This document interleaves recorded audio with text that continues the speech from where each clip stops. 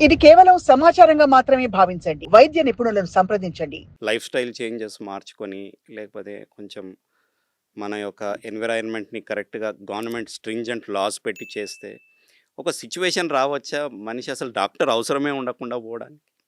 తప్పకుండా అండి. Definitely yes. ఎందుకంటే మెడిసిన్ లేకముందు కూడా మనుషులున్నారు, జీవించారు, బానే ఉన్నారు. The idea of medicine is to treat.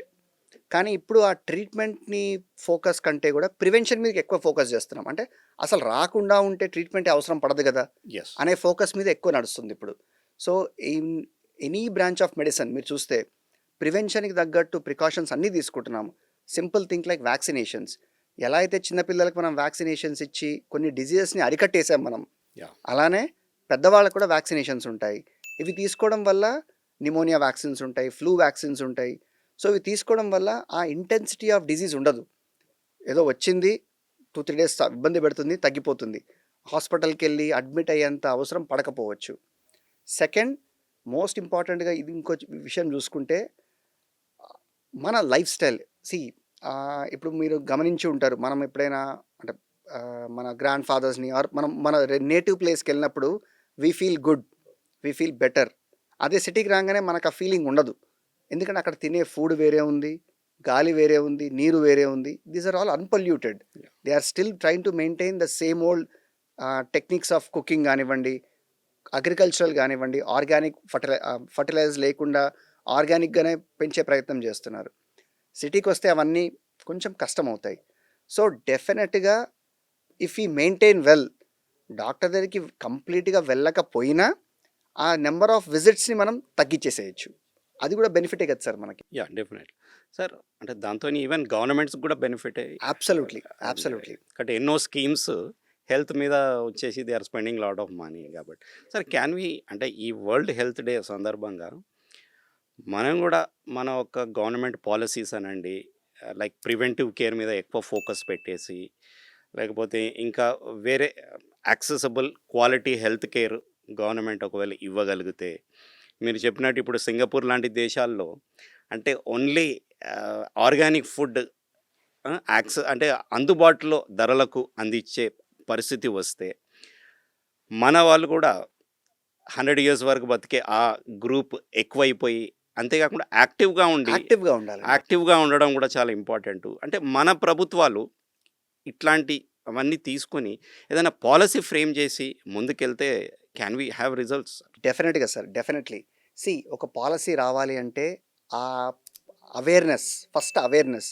Simple example చెప్తాను సార్ మీకు. మనం అందరం సినిమాలకెళ్తాం, థియేటర్‌లో కూర్చుంటాము. సినిమా స్టార్ట్ అయ్యే ముందు స్మోకింగ్ గురించి, ఆల్కహాల్ గురించి, అవి తీసుకుంటే వచ్చే ఇబ్బందుల గురించి ఒక టైనీ షార్ట్ వీడియో ప్లే చేస్తారు. అండ్ ఐయామ్ ష్యూర్ అది చూసి చాలామంది తగ్గించారు, కొంతమంది ఆపేశారు గూడా. So, it has created an awareness. కానీ అవేర్‌నెస్ రావడానికి ఒక 10, 15 సంవత్సరాలు పట్టింది. అలానే మనం ఎలా ఉండాలి, హెల్తీగా ఉండడానికి ఆప్షన్స్ అనేవి ఒక టైనీ వీడియోస్ చేసి, ఈ కామన్ మీడియాలో గానివ్వండి, సినిమా థియేటర్స్‌లో గానివ్వండి, కామన్ సోషల్ మీడియాలో గాని మనం ఎక్కువ ఎంకరేజ్ చేయగలిగితే డెఫినెట్‌గా అవేర్‌నెస్ క్రియేట్ అవుతుంది. ఒకసారి అవేర్‌నెస్ క్రియేట్ అయింది అంటే క్వెషనింగ్ మొదలవుతుంది. అంటే మనల్ని మనం క్వెషన్ చేసుకుంటాము. ఓకే. మనం ఇది చూసాము, మనం ఇది తింటున్నాము, ఇది కరెక్టేనా అనే క్వెషన్స్ రైజ్ అయితాయి. అలా ఒక కమ్యూనిటీలో జరిగిందనుకోండి, కమ్యూనిటీ చేంజ్ వస్తుంది. ఈ కమ్యూనిటీస్ చేంజెస్ గమనించి పాలసీ చేంజెస్ కూడా వస్తాయండి. So, it all depends upon awareness. తెలియజేయగాలి మనం. తెలియకుండా చాలామంది తెలియక తింటున్నారు. ఏం తింటున్నారో తెలీదు. ఎంత క్వాంటిటీ తింటున్నారో తెలీదు. Idea is to educate and awareness create చేయాలి సార్ మనం. అంటే గవర్నమెంట్ కూడా కరెక్ట్ సిస్టమ్స్‌తోని రావాలి. ఖచ్చితంగా. ఖచ్చితంగా. Okay. Sir one last question sir. అంటే గవర్నమెంట్స్ ఒకవేళ లాస్ తెచ్చినా, ఏం తెచ్చినా discipline should start from a person within from a home. Okay. So, మీరేం మా ఆడియన్స్‌కి ఇవాళ మా సాక్షి లైవ్ చూసే ప్రేక్షకులకు పొద్దున్నుంచి లేచినప్పటి నుంచి రాత్రి వరకు ఏమి హెల్తీ ఎక్సర్సైజెస్ అనండి, చిట్కాలనండి, లేకపోతే ఏదైనా చిన్న చిన్న ప్రాబ్లమ్స్ జలుబు లాంటివి వచ్చినప్పుడు హోమ్ టిప్స్, హోమ్ రెమెడీస్ ఏం తీసుకుంటే బాగుంటుంది? ఎందుకంటే it should start from home అంటారు కదా! యెస్. So, definitely. ఈరోజు డెఫినెట్‌లీ. మీరు మెసేజ్ ఏమి ఇవ్వగలుగుతారు? సింపుల్ చెప్తున్నాను. మీరేమన్నారు? పొద్దున్నుంచి సాయంత్రం వరకు అన్నారు. సో, పొద్దున మొదలుపెడితే మనం ఫస్ట్ అర్లీగా లేవడం. నేను 4, 3కి లేవనని చెప్పటం లేదు.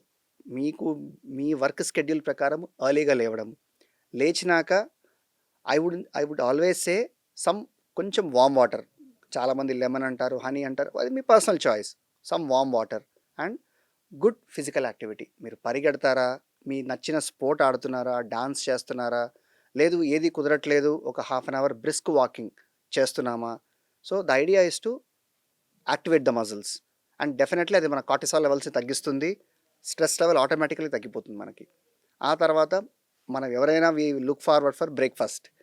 మేక్ ష్యూర్ ఆ బ్రేక్ఫాస్ట్ అనేది హెవీగా ఉండాలి compare to lunch or dinner, but at the same time protein content ఎక్కువ ఉండాలి. ఈ మధ్యకాలంలో ఈ ప్రోటీన్ కంటెంట్ మీద సిగ్నిఫికెన్స్ పెరిగింది, ఎందుకంటే దాని ఇంపార్టెన్స్ తెలిసింది. సో అందరూ దాని మీద ఫోకస్ చేస్తున్నారు. అట్లీస్ట్ మీ ప్లేట్లో హాఫ్ పోర్షన్ ప్రోటీన్ కంటెంట్ ఉండేలాగా, మిగతా 1/4 పోర్షన్ ఫ్యాట్స్, మిగతాది కాంప్లెక్స్ కార్బోహైడ్రేట్స్. సో ఈ విధంగా మనం ప్లాన్ చేసుకోగలిగితే breakfast part is taken care of.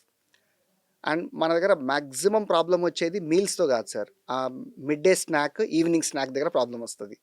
ఆ స్నాకింగ్ దగ్గర మనం కొంచెం అలర్ట్ అయ్యి జాగ్రత్తగా ఉండి, ప్రతిసారి సలాడ్స్ నట్స్ తినాలంటే కష్టమే, నేను కాదనను, but most of the times 7 డేస్లో 4 to 5 డేస్ అయినా మనం మెయింటైన్ చేయగలిగితే, మిగతా 2 డేస్ మనం కొంచెం నచ్చింది జంక్ ఫుడ్ తిన్నా కూడా this 4 to 5 days part will take care of it. The lunch will be the same scenario with some good amount of protein. And most importantly dinner. చాలామంది బ్రేక్ఫాస్ట్ లంచ్ చిన్న portions తీసుకుంటారు, dinner అంటే office అయిపోయింది, work అయిపోయింది, ప్రశాంతంగా ఉన్నాను అని చెప్పని అది పెద్ద మీల్ అవుతుంది. అలా కాకుండా దాన్నే లీస్ట్ మీల్గా మనం కేటగరైజ్ చేసుకోవాలి అండ్ ఎర్లీగా చేయాలి. At least 2 to 3 hours before sleep మనం డిన్నర్ ఫినిష్ చేయగలిగి, అండ్ ఈ మధ్య ఉన్న డిజిటల్ టెక్నాలజీ అంటే స్క్రీన్ వాచింగ్, అట్లీస్ట్ 1 hour ముందైనా స్క్రీన్ లేకుండా ఉండి కంఫర్టబుల్ రూమ్లో కంఫర్టబుల్ క్లోతింగ్లో పడుకోగలిగితే 6 to 8 hours or minimum 6 hours of sleep ఉండగలిగితే, మళ్ళీ ఎర్లీ మార్నింగ్ లేచి, ఇది చెప్పడానికి చాలా సింపుల్గా ఉంటుంది, బట్ ఫాలో చేసి మీరు ఒక 1 week గమనించండి, మీలో చేంజ్ మీకే తెలుస్తుంది. So it all starts with మన అలవాట్లు, మనం ఏం చేస్తున్నాము, మనం ఏం తింటున్నాము, అక్కడి నుంచే మొదలవుతుంది అంతా ఇది.